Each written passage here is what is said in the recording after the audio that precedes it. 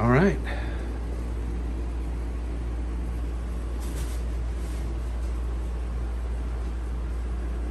If I'm going to be here tomorrow, I'll be working on this.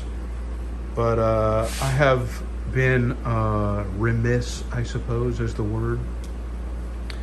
And I usually reply to comments, but the last couple of videos I've been out of a cell signal where I've been. So by the time I get home, I'm, too tired to do much. So I take a very important nap in my recliner, and then I take a shower and go to bed.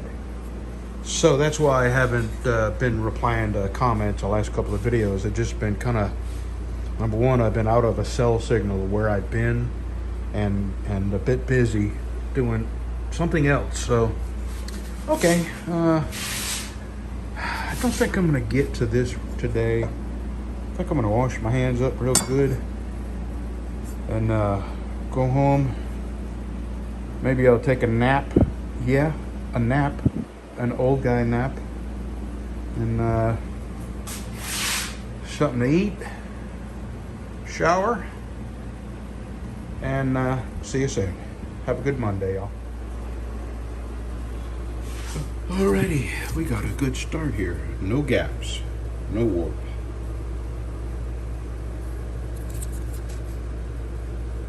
Still, I got to clean this up here, but I got to use a different tool to do that.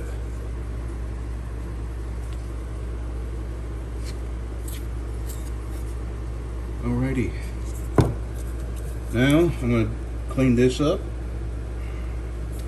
and put this on my router and start my radiuses on my router, and then go to sanding. I'm going to stop right now on that, and I'm going to sand on the other knife just a little bit. The one, this one here. I'll sand on that a little bit, and I may get to heat treat that today. All right, we are sanded, and now we got to go buff this handle, and it will be ready for a sheath. So here's what it looks like before buffing. I got to rebuff the steel.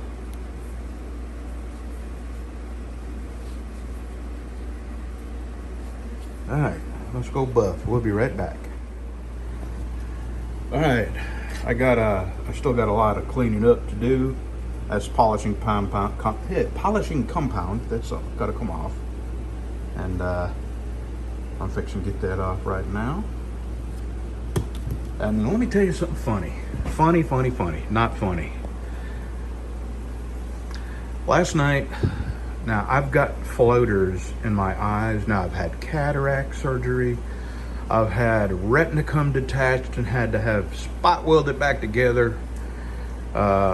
Now I've got floaters in my eyes, especially my right eye. My left eye is not so bad. Well, last night, let me tell you what floaters are. This little part of your eye that chips apart and starts floating around in the gelatinous substance inside your eye. And you see it, and there's just like little black specks. I used to think it was like a swarm of bugs I was looking at, and then I realized it was inside my eye.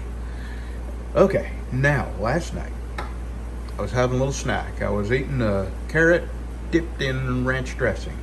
A big carrot, and I would dip it in ranch dressing and take a bite, and dip it in ranch dressing, take a bite. Well, I got to the end of the carrot, which was a gigantic carrot, and it took me forever to bite through that with every jaw muscle I had, and pop, I bit through that carrot, and immediately it was like, it was a pop in my head, and so immediately I get this. Okay, I didn't realize that I had just discovered another floater that broke free. And I thought there was something on me because I kept seeing it out of the corner of my eye, this black thing. So I thought I had a bug on me in the house. And I'm just going crazy trying to brush it off me. And then I got a little scared. Then I realized it was in my eye. So then I think, well, I must have got some kind of fuzz in my eye. So I get my wife to come over, and she gets a flashlight. And she looks in my eye, and I've got nothing in my eye. And then I come to the sad realization that I've got this enormous floater, and what it is a big chunk with its hundreds of little tiny legs sticking off it, floating around in my eye.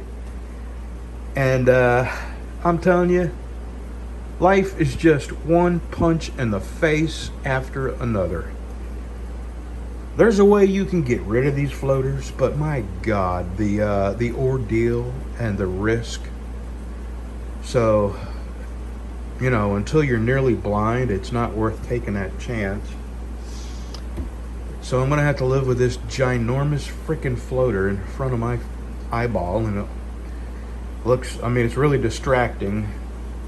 It's actually easier to close my eye and talk rather than look at my, you know, talk and have this thing floating around in front of my eyeball. I mean, it's not, it's in my eye, but you know how eyeballs work. The picture comes in and it goes to a little point and then gets reflected on the back of your eyeball.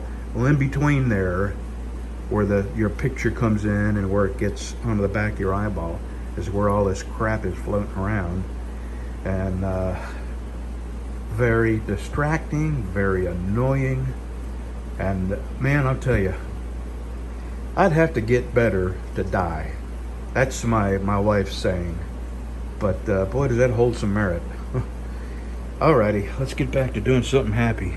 I'm gonna clean all the schmutz off of this, and this will be ready for a sheath, and I may get started on that here today. Okay, I'm gonna go ahead and pick it up with my fingers. We're cleaned up, we're purty.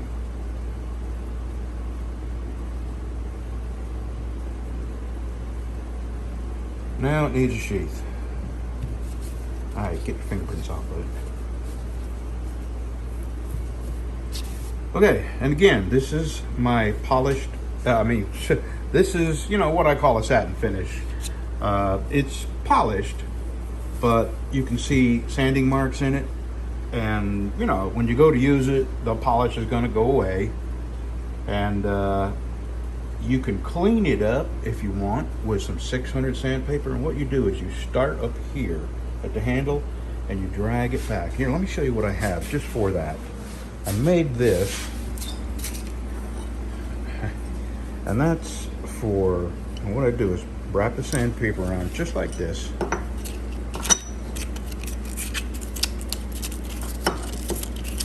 And then you hold it like that, see, and you drag it back. Drag, you don't stop, you don't go back and forth. You start at the beginning, drag it back. Pull this like this a little bit, get a new piece, start at the beginning, drag it back, and that way you have a nice uniform satin finish. Easy to do. Anybody can get sandpaper, but I just like to send them out like this, and it's up to you to make them ugly. Okay. Alrighty. I don't know if I want to make a sheath today or whether I want to go. Oh, and yes, I am going to use this knife. There's nothing so bad with this knife that it would not pass muster. And a sharpening choil, most knife makers put a sharpening choil in there, so it's not going to be something out of the ordinary. And all it's going to do is break up the fact that the plunge lines are not 100% symmetrical, and there's nothing wrong with that. So this is going to be a good looking knife, and it's going to be very easy to get a hair shaving edge on it, because that is what they want. One of the criteria is it has to shave hair off an arm. And you know, I gotta admit, I have some difficulty getting that kind of an edge on my knives. I'm working on it. I'm limited by my, you know, Lansky diamond sharpening system. There are other sharpening systems, but they are so expensive I can't afford them for what little, you know, profit there is in knife making. And so I'm just gonna have to keep plugging away with my Lansky, doing the best I can. So there you go. thank you for everyone's input, and for the people who are puzzled as to, or disappointed. I think somebody said they were disappointed in me. I'm very sorry. You're not the only person I disappoint. Here we go.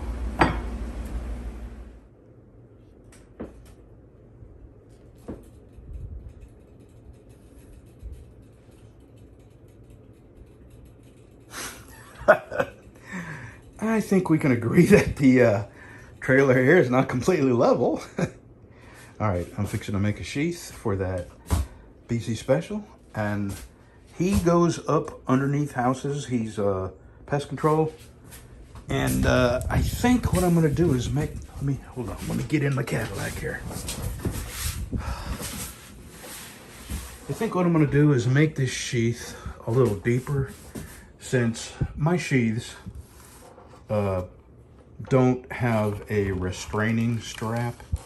So I'm going to trace this out and then move it up about 3/4 of an inch and then trace the top.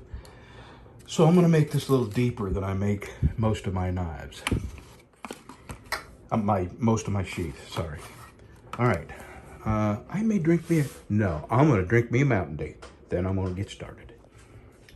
Here's another little tip I'm going to pass on. If you've been doing anything other than working with your leather, wash your hands really, really good. Because if you get oil or grease or wax, like I've been working with, on that leather before you dye it, it won't take. So wash your hands real good before you mess with your leather.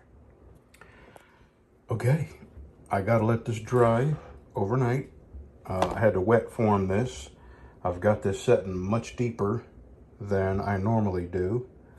And I gotta let it dry, and then tomorrow I will come back and shape the edge and dress the edge. But I wanted to get all this done. I'm gonna do the edge last. Look at that, I finally got that thread to lay down in the stitching groove on the back. So, there we go. It's got a lot of drying to do, so it won't look exactly like this. It'll lighten up a pretty good bit. Alrighty, see you tomorrow.